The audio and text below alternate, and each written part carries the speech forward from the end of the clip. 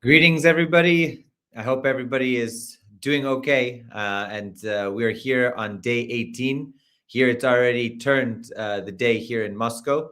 But for those of you, especially in the Western Hemisphere, it's still day 18 of the Iran war. And we are moving into day 19. A lot has happened today. I'd like to catch you all up. There's been a lot of developments, and I want to make sure that we can go through it together. Want to give a shout out to everybody watching on YouTube, on Twitch, on Kick, and of course on X. If you haven't already, please subscribe to the official channel of this DD Geopolitics program, The Chris Halali Show, on our YouTube page. And I want to, of course, welcome you all. There's about 1,000 people already here. So thank you so much for being here, and look forward to seeing you all very, very soon, I hope. Let's see what's going on here in the world today. Of course, we have big news. The first big item to discuss, and I'd like to put it on the screen here. We now have confirmation from Iranian media and, of course, from the official account of Ali Larijani that he has been martyred. Of course, a lot of people are saying that this is a major development, and it is no doubt a major development. But the main thing is that the Iranian resistance continues.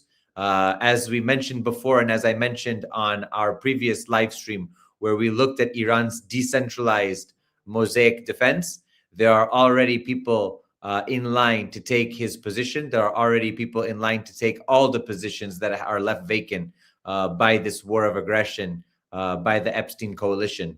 So we have the passing of Ali Larijani. We also have the passing of another General Soleimani, that being the head of the Basij forces. Ali Larijani was also killed with his son and numerous people who were around him. He was very intelligent. For those who know, he was a PhD. He had a PhD, and he studied Immanuel Kant, who's one of the foremost philosophers in the German tradition, and especially in modern philosophy. So he was a very intelligent and cultured man, and everyone should be well aware of that. Let's take a look at some other news from the day.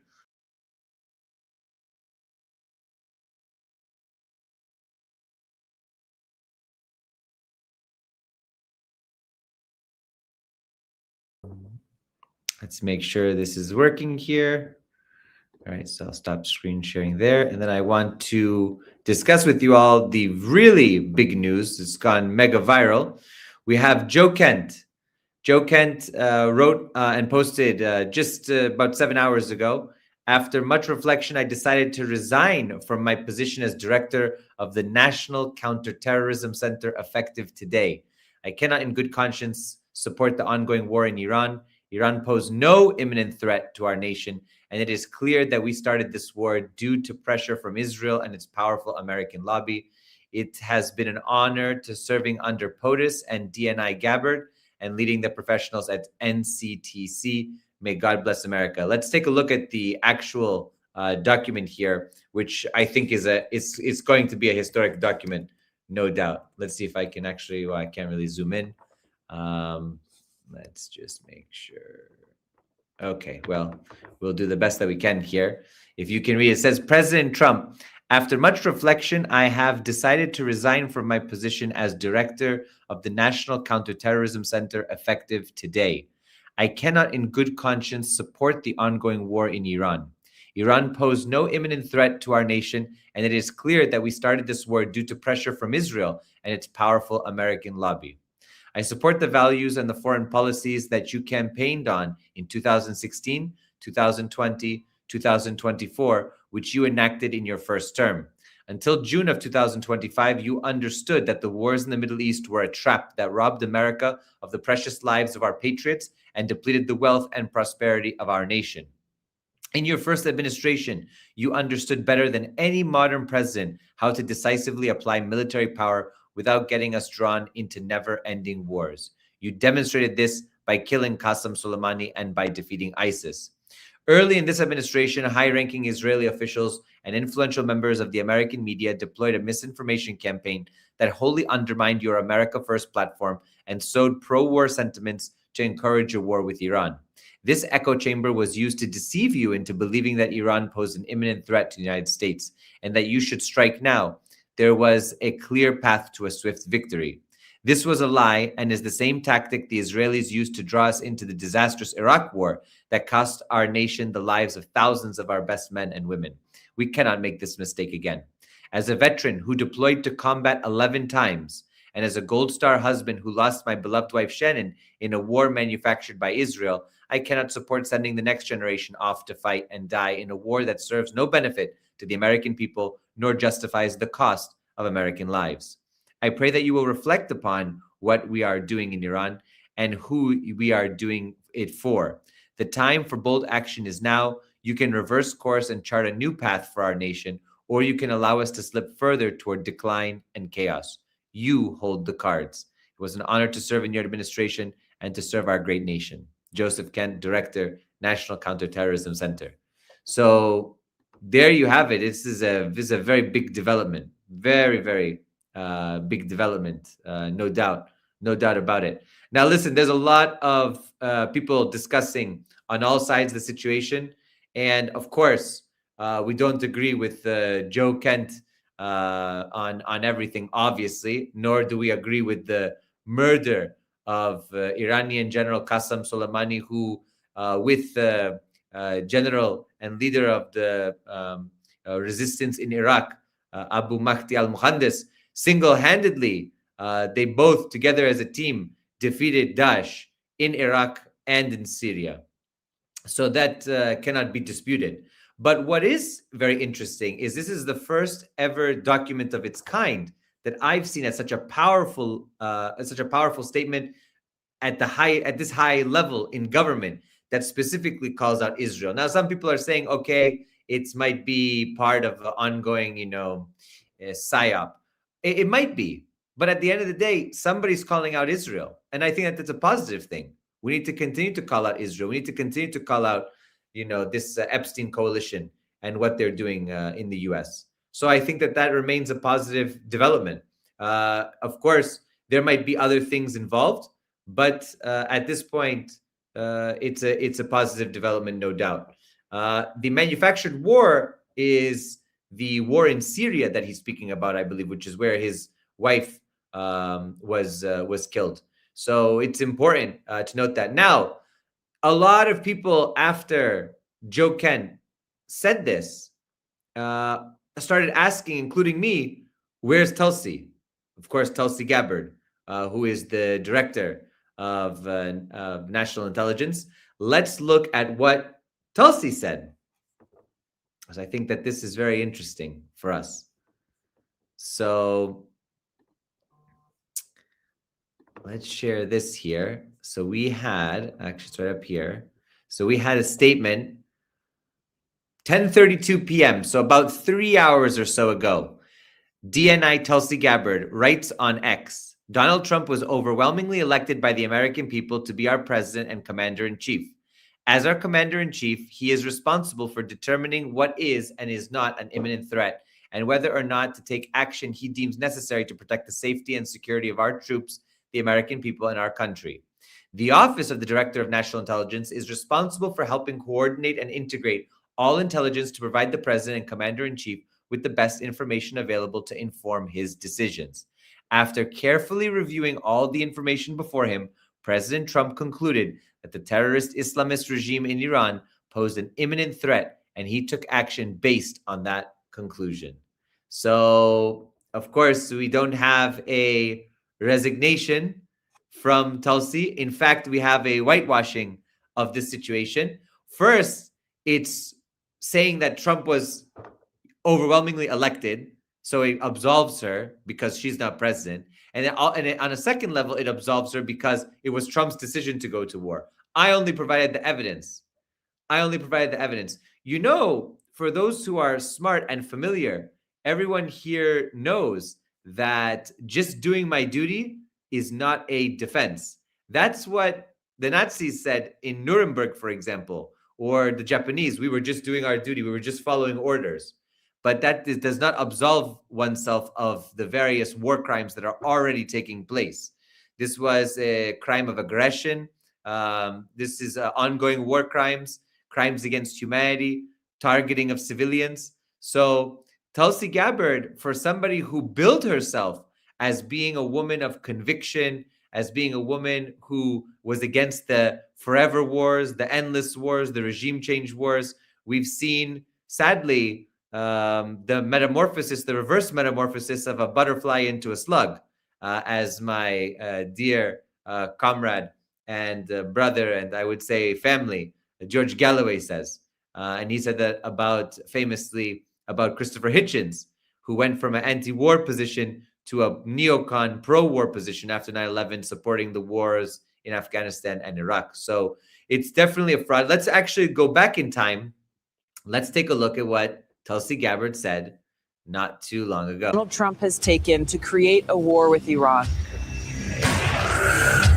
First, he tore up the Iran nuclear agreement. I am announcing today that the United States will withdraw from the Iran nuclear deal. Second, he has escalated crippling sanctions against Iran. The sanctions kicking in at midnight Sunday target Iran's oil exports, banking, and shipping, even though UN inspectors say Iran is still complying with the nuclear deal. The United States will pursue additional sanctions, tougher than ever before. Third, he designated Iran's military as a terrorist organization. Secretary of State Mike Pompeo has announced that the U.S. is designating the Iranian Revolutionary Guard as a terror group. Today, the United States is continuing to build its maximum pressure campaign against the Iranian regime.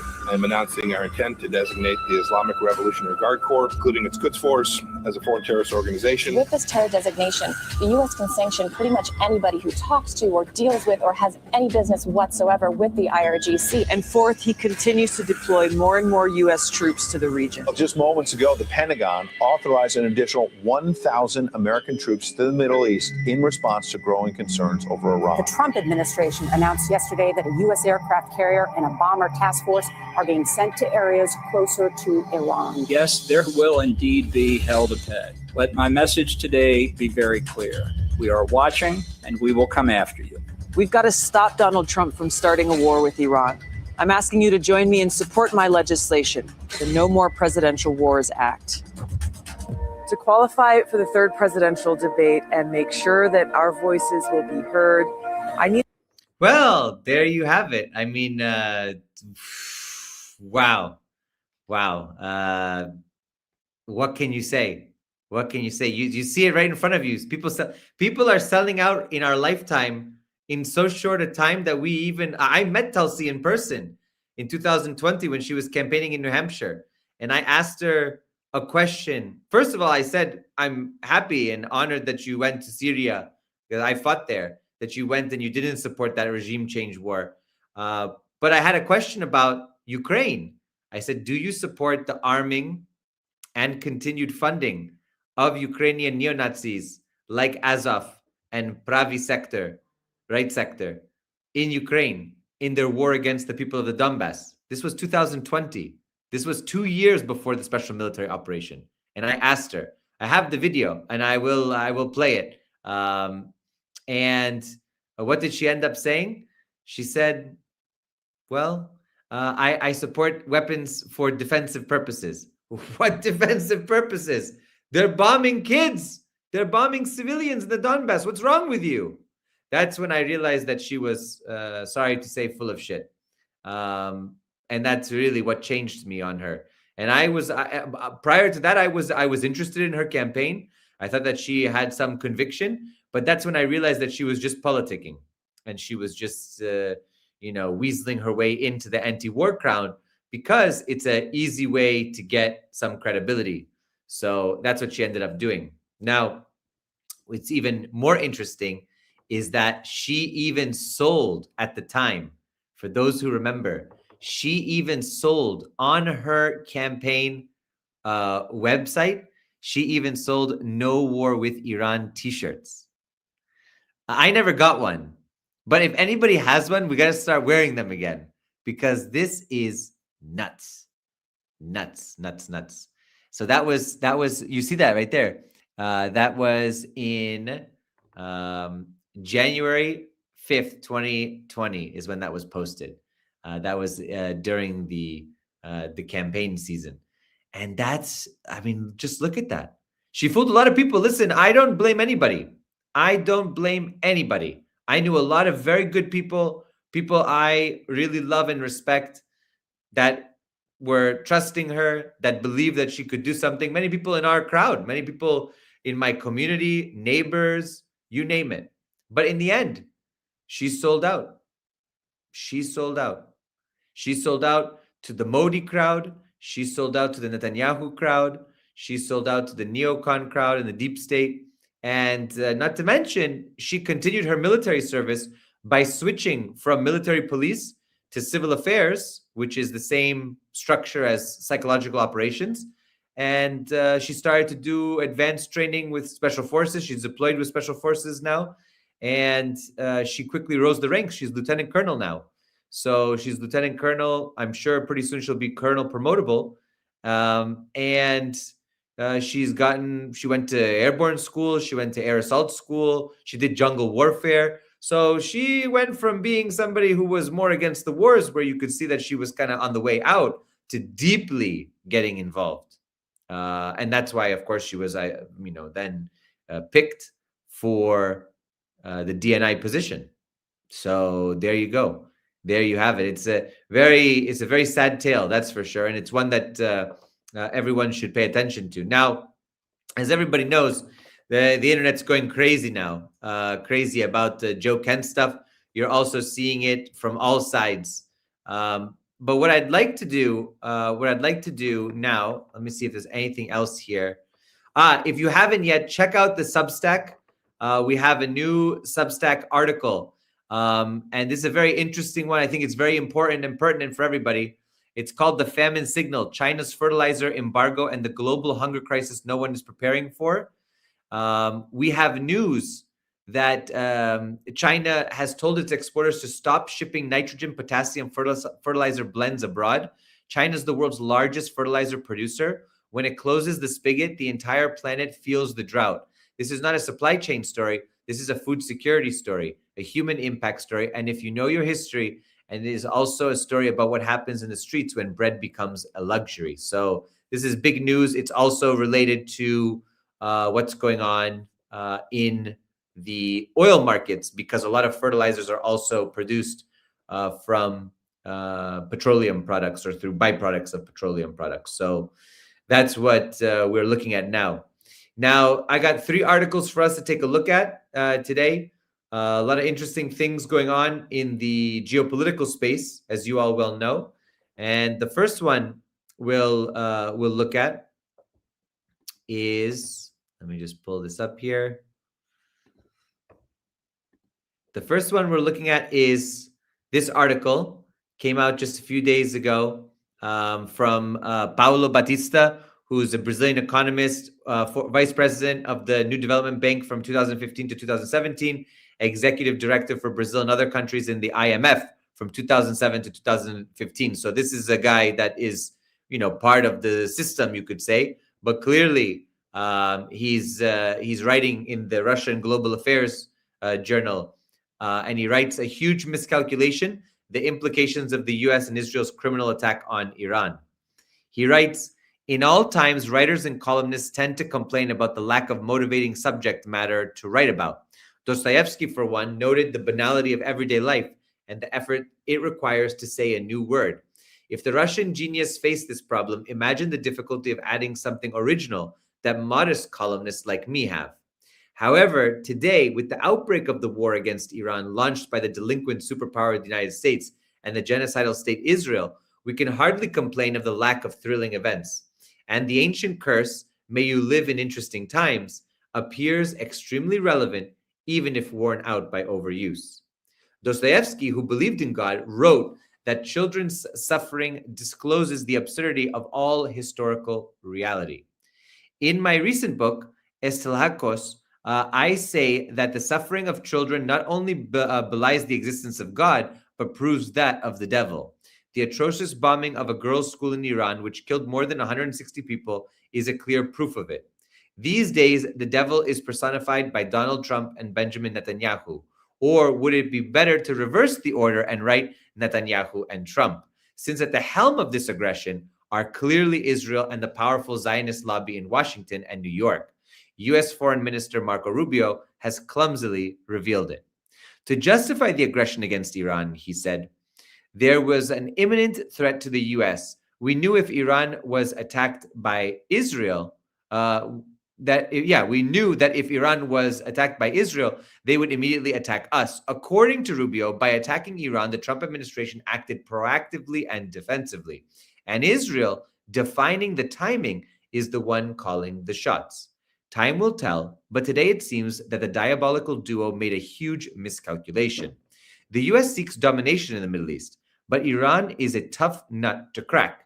It is not defenseless Palestine subjected to Israeli destruction and massacre, nor is it Lebanon equally defenseless against Israeli attacks, nor is it Syria torn apart by U.S., Israeli, and Turkish aggression, nor is it Libya and Iraq, and nor is it Venezuela easily subdued by the U.S.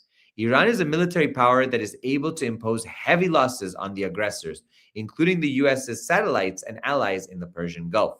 Saudi Arabia, the United Arab Emirates, Kuwait, Qatar, and Bahrain, hosting American military bases on their territory from where attacks are made on Iran, have become a legitimate target for the Iranians.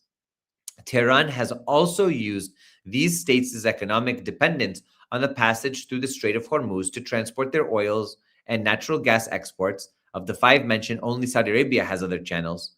Iran has surgically closed this strait for shipping, except for its strategic allies, Russia, and above all, China. All other countries' ships trying to pass the strait are bombed. Iran is an ancient and peaceful civilization, a great country proud of its traditions. It was never a colony, although at certain periods it was subjected to semi-colonial relationships with or by foreign powers, most notably with Britain and the U.S. The last foreign invasion of Iran was in the 18th century. One should not disregard Iran's size. There are more than 90 million Iranians living in a territory larger than the combined territories of France, Spain, Germany, and Italy. Compare it with tiny Palestine, with a population of less than 6 million, a victim of Israel's genocide and ethnic cleansing. Iran will not be wiped off the map. The Iranians had no intention to attack anyone. On the contrary, they tried to find a negotiated solution with the U.S., but were stabbed in the back. The Iranians have been preparing for such confrontation for decades. Despite more than 40 years of Western sanctions, Iran has accumulated a great capability for retaliation, as we can now see. Tehran became fully aware that such preparations were necessary back in 1980, when Iran was attacked by Saddam Hussein's Iraq, encouraged and armed by the US and Israel. Iran was taken by surprise then, and it realized that it was militarily vulnerable. And it has learned the lesson, transforming itself into a strong military power. The US and Israel's appalling and stupid decision to assassinate Ayatollah Khamenei has only strengthened the Iranian nation's resistance and unity. Its extraordinary national leader has become a martyr and symbol of Iranian resistance to the existential threat facing the country. He behaved like a hero and will never be forgotten. The truth is that the US and Israel are profoundly sick societies, with Trump and Netanyahu's actions clearly manifesting the disease. The US is trying to escape the decline and the Western civilization's shipwreck by forcibly regaining its increasingly contested world hegemony. The ultimate target is China, the most powerful country relative to us since the 19th century, as stated in US National Defense Strategy released in January. Israel, for its part, is seeking to gain dominance in the Middle East. Only two major countries oppose it: Iran and Turkey. If Iran succumbs, Turkey is likely to be the next victim. But we must all realize that the US and Israel's criminal aggression against Iran is a brazen violation of the international law and hence a threat to all of us. Now, what's interesting, I think, here is the fact that this author was executive director for Brazil and other countries in the International Monetary Fund. This is not like some revolutionary. This isn't a Shia scholar. This isn't, someone of this caliber. This is somebody who is a systemic figure. This is somebody at the IMF. So that's very important to note here. And I think, for all intents and purposes, the IMF is considered part of the globalist agenda. It's considered part of the imperial, architecture of the world. Certainly part of the swamp, as Casper puts in the chat. So I think that it's important to note that even he's noting this, even he's noticing, even he understands. So that's important to note. Some people are asking where Sarah is. Don't forget, this isn't our regular program. This is the Chris Lally Show. Sarah will be on tomorrow with me for our regular program. So just FYI. So this is a great article. I would definitely recommend that you share, because you have somebody here who's not necessarily somebody that's some leftist, some revolutionary, some activists, a Muslim who's in solidarity with Iran, a Shia revolutionary. None of this. This is a person deeply embedded in the system who clearly sees the reality and understands geopolitics for what it is. So I thought that this was quite brilliant and very eloquent, I might add. Let's go from this one. And I agree, by the way, we should say, I agree. It was an enormous miscalculation. It was an enormous miscalculation. There's no doubt about it. There's nothing that indicates that this is going to lead to a positive result for the US and Israel. I think everything clearly shows that this is further destabilizing peace and security in the region. This will further destabilize the global economy, and this continues to isolate the US and Israel as pariah states, as rogue states, and as states that are not to be trusted. Imagine being in Moscow and Beijing and seeing this and saying, okay, this was the third time the United States was in a negotiation with Iran. The first time they actually made a deal, then they revoked the deal. The second time they were negotiations, then they bombed them for 12 days. The third time they were negotiations and they were getting to the technical teams, and then they bombed them again and are still at war after what now? Almost 3 weeks. So I mean, if I was somebody in the Kremlin or in, Forbidden City, just to name halls of power in Russia and China, I would certainly be very concerned. And it must be said that I don't think Kushner and Witkoff were neutral agents. I think that they were backhanded. I think that they were working for the Israelis. I think that they are the ones who helped usher this in. I really do. All right. So from this article, let me just clear up a few things here. So from this article, let's talk about BRICS. Everybody's asking about BRICS. Let's ask, what is up with BRICS? People are wondering, people are asking these questions.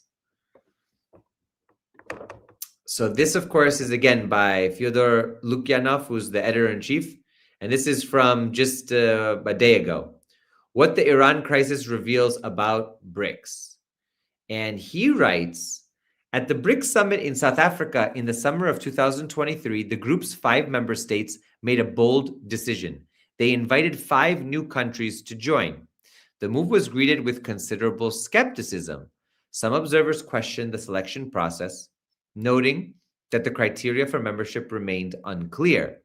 Others warned that doubling the size of an already diverse association would only make consensus more difficult. The broader criticism was simple. Instead of deepening cooperation among the original 5 members, BRICS had chosen expansion. At the time, the wisdom of prioritizing quantity over institutional development seemed far from obvious. One of the new invitees was Iran. That same year, Tehran also joined the Shanghai Cooperation Organization, the SCO, after the lifting of some international sanctions, a development that, as it later turned out, proved temporary. The US and Israeli attack on Iran has now placed both BRICS and the SCO in an uncomfortable position. If an organization fails to react to aggression against one of its members, it risks appearing irrelevant. Yet a strong show of solidarity carries its own risks. Few countries are eager to openly confront Washington, particularly when some BRICS members, such as India and the United Arab Emirates, maintain close partnerships with the United States. In the end, the SCO issued a cautious and largely symbolic statement expressing deep concern and calling for peace. BRICS chose silence, taking advantage of its deliberately informal structure. Some critics have taken this as proof that BRICS is ineffective or even obsolete, but such conclusions reflect unrealistic expectations about what the group was ever meant to be. The disappointment surrounding BRICS stems from an exaggerated view of its capabilities. In reality, a strategic choice was made in 2023. Instead of transforming BRICS into a formal international institution, its members opted to expand what might be described as a geopolitical space without the West. Not a bloc against the West, but an arena where cooperation can take place independently of it. Even in its original 5-member form, turning BRICS into a fully institutionalized organization would have been difficult. The participating countries have vastly different economic structures, geopolitical priorities, and strategic partnerships. Attempting to impose rigid institutional structures on such a diverse group would likely have paralyzed it. The alternative, building a flexible network outside the Western-centric system, remains largely a project for the future. For now, the US retains enormous leverage through its dominance of the global financial system. That power gives Washington significant tools to undermine initiatives that threaten its position. Yet it would be premature to write off BRICS. The administration of Donald Trump has chosen to deploy pressure with unusual directness in an attempt to reverse the decline of American and Western influence. This approach relies less on diplomatic consensus than on blunt demonstrations of power. The war with Iran represents an even clearer departure from previous constraints. It signals a willingness to rely on force, justified largely by its own existence. Such tactics may achieve short-term results because few states are eager to challenge overwhelming power directly. But maintaining this strategy over the long term will be far more difficult. A deeper conceptual shift is already underway. During the era of liberal globalization, the Western-led system of rules was widely accepted because it offered tangible benefits to many participants. While the developed world remained the primary beneficiary, others also gained access to markets, capital, and technology. The ideological argument underpinning this system was simple. Western leadership ultimately benefited everyone, even if the distribution of gains was uneven. Today, that narrative has largely collapsed. Even rhetorically, it has been replaced by something far more direct. Trump's behavior often resembles the caricature of a capitalist villain familiar from Soviet propaganda. Take what you can and dare anyone to resist. Yet even the US cannot indefinitely dominate global politics through pressure alone. As a result, the need for alternatives, for mechanisms that reduce dependence on American power, is becoming increasingly obvious to many countries. Not long ago, this idea required persuasion. Today, events themselves are making the case. BRICS is unlikely to become a formal anti-American coalition, nor is it destined to serve as a military or ideological counterweight to the US. But the countries involved represent a substantial share of the global economy and population. Together, they have the potential to shape the contours of a future world order. Washington appears to understand this instinctively. Trump's repeated outbursts against BRICS reflect precisely that recognition. For now, the group remains an imperfect and loosely organized platform, but preserving it and allowing it to evolve may prove to be one of the most important lessons for the future. Now, this is very interesting, I think, because this is something similar to what many of us have been saying for some time. Yes, BRICS is important. Yes, Global South, South-South cooperation, all of this, SCO, Belt and Road. But the problem is that we don't have a unified bloc against the US bloc. We don't. We still have various countries who pursue their own interests and sometimes align with one another and sometimes don't. And that means that institutions like BRICS are weak. They're not institutions that are from the Soviet period, for example, that are much stronger. And it's not a replacement for any other international institutions, right? No, none of the BRICS countries want to replace the UN. None of the BRICS countries want to replace other major international bodies and organizations. What they do want to do is provide at least some space that doesn't have the US or the West involved. But that doesn't mean that it can challenge the West as an effective institution quite yet. I argue that in order for the institutions to be strong enough to push back would be, first and foremost, the creation of a military ideological bloc similar to US, EU, NATO. That would mean basically a Warsaw Pact 2.0. The problem with that is the membership. Who would it be?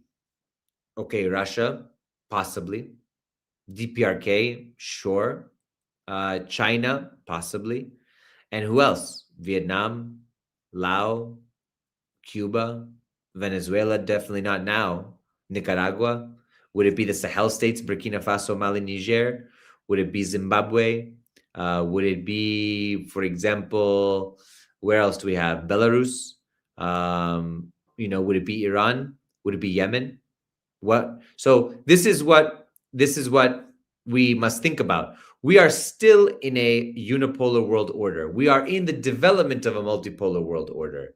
But what that multipolar world order looks like is not certain, and it's very uneven because the unipolar world clearly is still lashing out. And by the way, I have to add this because this is what I mentioned to our friends here in Russia when I'm on Russian media. There is no guarantee that the US will not be even more belligerent after a new president comes to power. Imagine, hypothetically, we have midterm elections, the Republicans lose, and then we have general elections and a Democrat wins. If a Democrat wins in 2028, what's going to happen? I foresee, depending on if the war in Ukraine is still ongoing, if the special military operation is still ongoing, which I believe it will be or just finished up, it doesn't mean that there will be peace because the Ukrainians will not, the nationalists will never acknowledge the giving up of their land, and there'll be terrorism. And the possibility is that there could be another coup and false flag in Ukraine. There could be another regime that comes to power, and again, military conflict with Russia to try to take back territory or to try to exert military pressure again on Russia to bog it down in military conflict. So we need to understand that nothing is guaranteed at this point to be more peaceful. In fact, I think the world system is moving towards more instability and violence, especially if the neocons, the deep state, the regime change types, and especially the Democrats who are very pro-EU, very pro-NATO, very pro-Ukraine, if they come back, all bets are off. We could see a situation similar to what we had under Biden, but even more so because Biden was, losing his mind. The poor guy was, elder abuse, dementia and everything. But if we had a younger Democrat in power who's more ideologically committed and more militant in their stance about US projection of power, European projection of power, NATO projection of power, that could be very, very dangerous. It could be very dangerous. So we need to know that. We need to understand that. And that's something that I think is being understood here. But there's also limitations because there isn't the ideological component that unites, for example, Russia, China, India, South Africa, and Brazil. What ideology unites those 5 countries? Nothing. Maybe a vague sense of multipolarity and international law. But for example, India is very close to the US and Israel. Russia is much closer to China and the DPRK now than to the West, although it still tries to maintain good relations with the West. We see that with Kirill Dmitriev. China, of course, has its own policies. It's a communist party, socialist modernization, China, socialism with Chinese characteristics, but it also has its relationship with the US. Brazil, of course, under Lula is sort of, which way they didn't agree with Venezuela. They didn't recognize Venezuela. They talk about Palestine on one side, but they also maintain links with the US. So that's all over the place. In South Africa, of course, also all over the place. So this is a big problem, I think. This is a big problem to consider, and we really need to we need to not be burdened by hope and copium. We need to understand things as they are in a realist way, and understand that at this point, we don't live in the times of the Soviet Union or the Socialist Bloc. We don't have communist China under Mao. We don't have any of this. We're not there.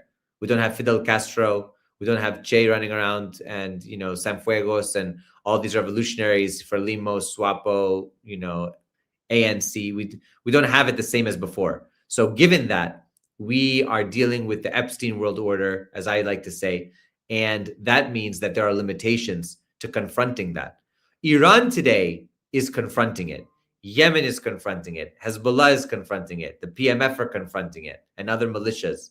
They're confronting it. Russian soldiers are confronting it in Ukraine, in the Donbass, in Kursk, and elsewhere. But we don't even see the confrontation in Venezuela at this point. We will see what happens in Cuba. I mean, Cuba is at a blackout right now. Cuba is in a very difficult situation. Cuba is on the precipice, and I'm deeply concerned about it. As somebody who studied in Cuba at the University of Havana for some months, as somebody who's been back and forth to Cuba multiple times, I'm very concerned. I'm very concerned that this, and of course, Trump has openly said that he thinks that he should take Cuba. What does that taking mean? Is it the same taking that he has for Panama Canal, Greenland, Canada? Does he want to make it a 51st state? Does he want to completely dominate it? This is a big problem. This is a very big problem. So that's what we have on this question of BRICS. Now, the last thing I'd like to talk about today is about China in particular. Let's look at China in particular. So this is from Nelson Wong, Shanghai Center for Impact Strategic and International Studies, Vice Chairman and President. So he writes, China's principled stance amidst intensifying U.S.-Iran tensions. This came in the first week of the war. And he writes, following the drumbeats of war in the Middle East for weeks, the U.S.-Israeli missile strikes against Iran and the latter's retaliation did not come as a surprise, but the survivability of the Iranian regime is now at question. Equally unsure is whether this conflict will spread over the region and more countries might be dragged in. Sometimes there are errors in these because they come from different languages, so it's equally unsure is whether this conflict. For the international community, this is not merely a regional concern, but a global economic precipice. Nowhere are the apprehensions more acute than in Beijing monitoring the situation, which generates economic security concerns. As the world's largest oil importer, China's energy security is intrinsically linked to the Persian Gulf stability. China is a primary customer of Iranian crude, purchasing over 1 million barrels per day. Any military confrontation that disrupts this flow, whether through direct strikes on Iranian facilities, the closure of the Strait of Hormuz, or the imposition of stricter sanctions, will hamper China's energy supplies. Beijing maintains a robust contingency plan, including the diversification of its suppliers, Russia, Saudi Arabia, African, and American nations. But a conflict-driven spike in oil prices would strain the Chinese economy, increase manufacturing costs, and fuel inflation. Given these economic states, one might expect Beijing to exert heavy diplomatic pressure on Tehran to de-escalate. However, China's foreign policy is firmly anchored in the principles of non-alignment and non-interference in the internal affairs of other states. This doctrine inherently limits the scope of China's reaction. Unlike Western powers that condition aid to political change, China refrains from dictating policy to its partners. For Iran, this makes China a reliable, though sometimes restrained, partner in times of crisis. China-Iran relationship is built on shared resistance to the U.S.'s unilateral global hegemony, but Tehran harbors no illusions that Beijing will enter a military pact or directly challenge Washington on its behalf. Under the current circumstances, Iran's expectations of China are set around not its direct military involvement, but sustained economic partnership and diplomatic backing up in multilateral forums. However, to say that China is passive would be to ignore the changing geopolitical architecture. The recent inclusion of Iran into the Shanghai Cooperation Organization and BRICS is indicative of significant geopolitical shift. Although these are not alliances in the traditional sense, they are a powerful framework for the states' strategic alignment. The significance was underscored by recent China, Russia, Iran joint naval exercises in the Gulf of Oman. While Beijing cautiously frames them as routine drills aimed at ensuring maritime security, the message did not miss observers. The exercises are a subtle but undeniable deterrent, signaling to the US and its allies that Iran is not as isolated as it once was. Knowing that it has the support of the world's two most powerful counterweights to US hegemony gives Tehran certain strategic comfort. The shift in the balance of power is further evidenced by the recent reaction of US allies in the region. Saudi Arabia's refusal to permit the US military to use its airspace or bases for strikes on Iran is a sign of a profound transformation in the regional setup. This is not merely about the legacy of past disagreements, it is a forward-looking calculation. The Gulf states pursue their own détente with Iran, championed by China's recent diplomatic initiatives. Hedging against the US's possible withdrawal from the region and securing their own interests, they are unwilling to let their territories be used as launchpads for the war that would inevitably destabilize their economies. This growing reluctance proves the diminishing or at least contested role of the US as the sole security guarantor of the Middle East. These events have shown the stark contrast between Western and Eastern policies in the region. The Western approach, often coming down to ultimatums, regime change, and military interventions, has left a trail of instability across the region. In contrast, China's philosophy centers on economic development, mutual respect for sovereignty, and strategic patience. While this philosophy may appear opaque and overly cautious to Western analysts accustomed to more muscular diplomacy, its rationale is becoming increasingly evident. By refusing to take sides in the sectarian and political rivalries of the Middle East, China has positioned itself as a trusted mediator and as has been evidenced by the restoration of Saudi-Iranian ties. Now that the war is ongoing, the international community may find that China's insistence on dialogue and refusal to engage in the zero-sum game of great power conflicts is not a weakness but prudence. The path to peace in the Middle East may not lie through the barrel of a gun, but through non-interference that China continues to champion. The attraction and utility of this philosophy is increasingly recognized worldwide. The strategic deterrence of new multilateral blocs, the refusal of U.S. traditional partners to participate in its military operations, and the growing appeal of a non-interventionist diplomatic policies indicate the beginning of the end of U.S. uncontested hegemony. The unipolar moment that followed the Cold War, when one power could dictate the terms of global security and intervene at will, is crumbling under the weight of its own contradictions and the rise of a truly multipolar world. In this emerging order, global policing ambitions give way to regional coexistence. The signals sent by Saudi Arabia and other regional powers are clear. They intend to manage their own neighborhood themselves. This paves the way for a future where the U.S. will have to abandon its role of the guarantor of distant shores and refocus on its own home. Such a realignment must not cause conflict, but usher in a more stable peace. For in a world where major powers respect distinct spheres of influence and prioritize internal development over external intervention, the rationale for confrontation diminishes. It will be a future where the U.S. will mind its own business. China will continue its rise through international cooperation, and the Middle East nations will enjoy sovereignty that they have long been denied. This will be a future of sustainable, peaceful coexistence. Now, there are some issues here with this article. Why?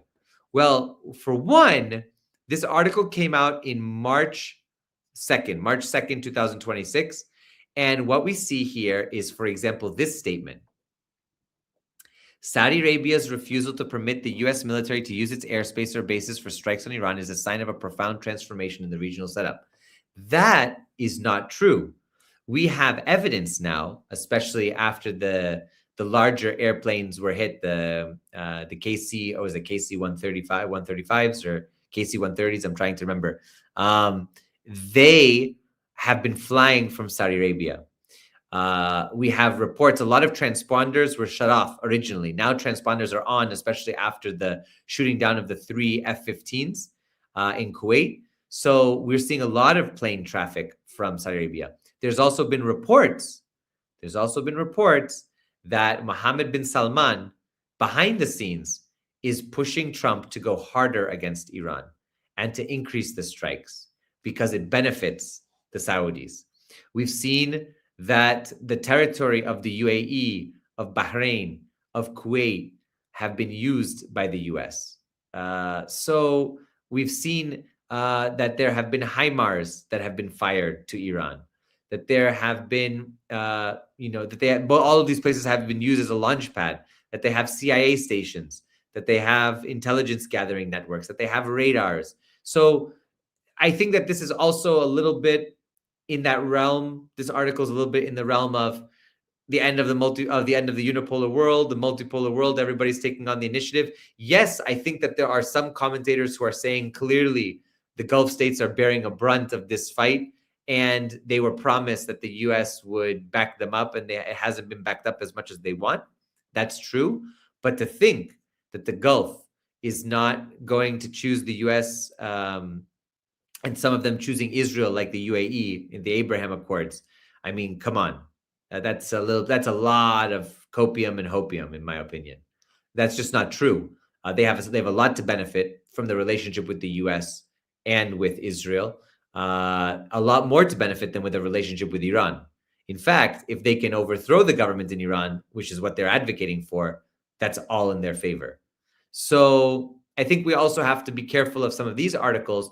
The China aspect is true. China does maintain a position of non-interference, of strategic patience, of trying to play a role, in the region constructively, a philosophy centered on economic development. All of that is true. But to think that somehow other countries are going to adopt similar positions, given the state of the world, is not necessarily guaranteed, nor do we see it in reality in this region in particular. We see that there's still a large desire to be in the bloc of the U.S. Israel, simply because it's a guarantee for them and their security long term. So that's important to note here.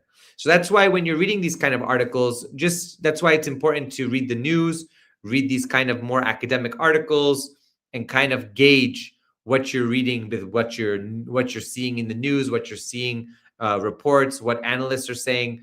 That will give you a much clearer and I think more realistic picture than sometimes what we try to do in academic articles, which is to paint broad strokes, to sometimes speak in ways that are more maybe utopian in their outlook or more hopeful in their outlook. But this is not necessarily the case. Doesn't mean that the U.S. and Israel are winning this, or that the Gulf states will remain U.S. and Israeli partners more or less to a greater or lesser extent. Nothing of that is guaranteed, but it does still mean that there's a lot of work to be done, especially with the developments in the multipolar world, especially confronting U.S. unipolarity and U.S. hegemony. I think all of that needs to be well understood. Now, to conclude today, I thought it was a great hour spent with you all. We got through 3 articles. We talked about what happened with Joe Kent. We talked about Tulsi. We talked about the assassination of Ali Larijani, General Soleimani, and the ongoing bombs that are coming down. I think that everybody needs to be prepared for the next few days. They're going to be very critical. Don't forget, Friday, the end of this week, we are moving towards the end of Ramadan. We're moving towards the end of the fasting period. We get into Eid. And then a lot of things are also on the move in the region. We see that the Zionists are on the move in Lebanon. We see a lot of strikes against U.S. embassies and U.S. targets throughout the region, especially in Iraq. So we got to pay attention to this. We got to continue to take a look at this and see what kind of developments are going to happen in the next few days. I suspect that we are in for. I think that this operation is going to continue for at least a few more weeks, at least. And I don't think that if the Strait of Hormuz remains closed, and if the government in Iran does not fall, that the U.S. will be able to get out of this without Israel kicking and screaming and pulling it back in, because I think now both are firmly committed to regime change, and they want to see an end of that government, and they will continue to bomb and destroy as much as they can to ensure that. So I want to thank you all again very much. It was a great stream tonight. Thank you to all of we had over 3,250 of you who are here on all the platforms. Thank you to everybody watching on YouTube, Twitch, X, Kick. Please, if you haven't, go to the official YouTube channel. I'll put it now in the chat. Please go to the official YouTube of the show and like, subscribe, comment, share. It's so important. We want to get the word out. We want to grow this. We have a lot of great things coming up for you all. So please share it with everybody you know. It's good information. It gives an opportunity. You can listen to it while you're working, while you're cooking, things like that. We read these articles together and we break them down together as best as possible. So thank you all again for a great hour. We'll see you tomorrow night as well for our regular program on DDG, and then back at it on Thursday and Friday with you all to read and go further in depth. So take care, everybody. Have a great night. God bless. Kalnikta, Chef Bash, Shabache. Hope you all are well. And we will see you tomorrow night. Take care, everyone. Stay safe. Be well. And also keep your minds open and sharp. Keep reading. Keep reading. That's the professor's homework for you. Keep reading, keep studying, keep learning. Take care, everyone.